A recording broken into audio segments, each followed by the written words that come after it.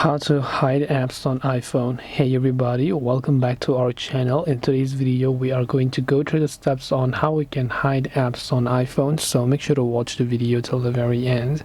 Now if you want to actually hide your apps on your iPhone, it's very simple to do so.